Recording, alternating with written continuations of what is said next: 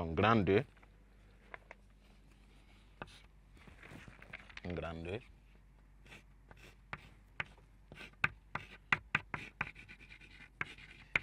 étude d'une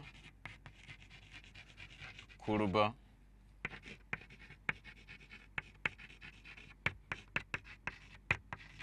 paramétrée. Donc en petit 1, nous allons voir d'abord les éléments de symétrie.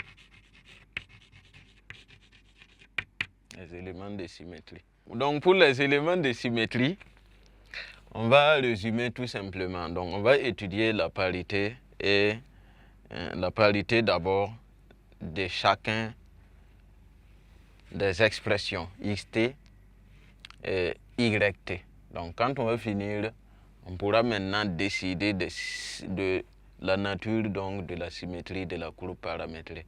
On a vu que pour les fonctions simples, alors si la fonction elle est paire, la courbe est symétrique par rapport à l'origine.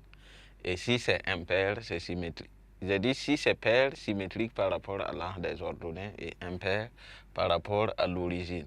Maintenant, il s'agira donc ici de décider, de voir comment sera donc va se comporter la courbe paramétrée en termes de symétrie, puisque elle a des composantes. Elle a une composante xt qui peut être assimilée à une fonction xt et une composante yt qui peut être assimilée à une autre fonction. Et donc la symétrie dépendra donc de la nature de la symétrie de chacune des fonctions f et g.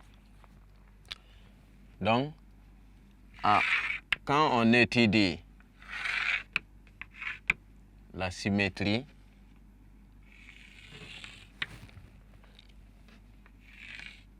on va mettre x de t ici et y de t là. Donc quand on étudie les symétries, on trouve que on étudie d'abord la parité. On va trouver que soit c'est la fonction y est paire ou bien elle est impaire. On trouve ici que c'est paire ou bien impaire. Donc, si les deux fonctions sont impaires, sont paires plutôt, on dirait que le point m de t et m de moins t sont confondus. Les points sont confondus.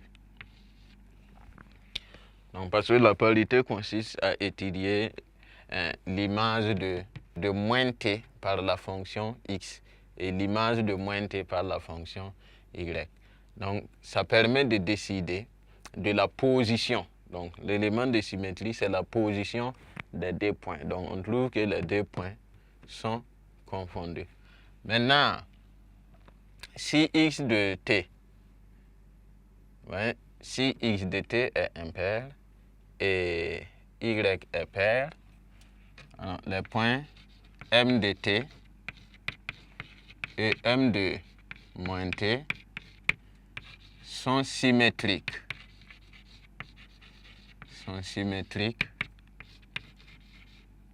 Par rapport à l'axe des ordonnées, à l'axe OY.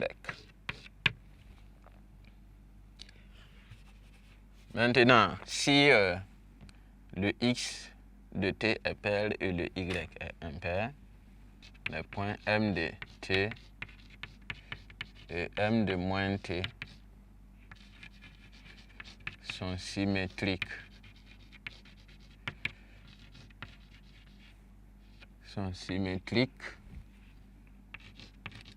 Par rapport à l'arc des abscisses.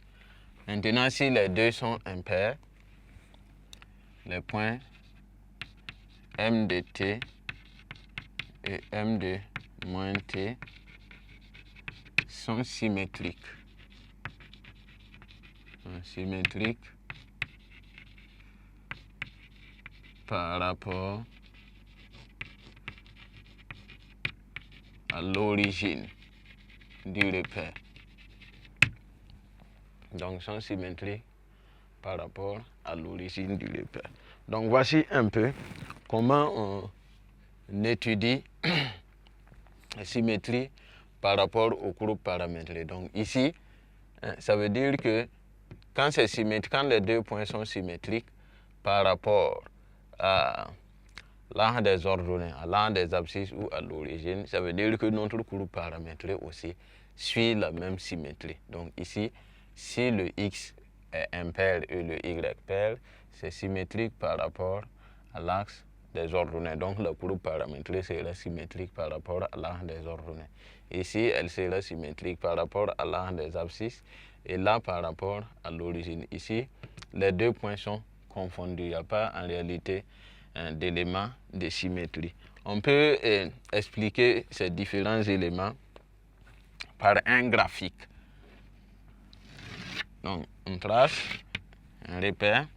On va supposer que notre point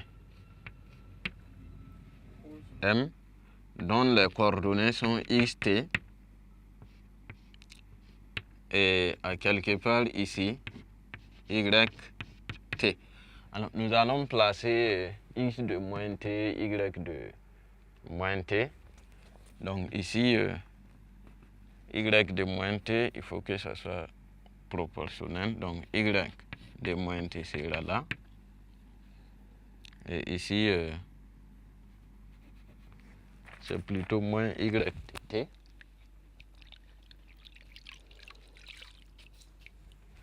Moins y de t. Et moins x de t. Moins y de t. Et à quelque part ici, moins x de t.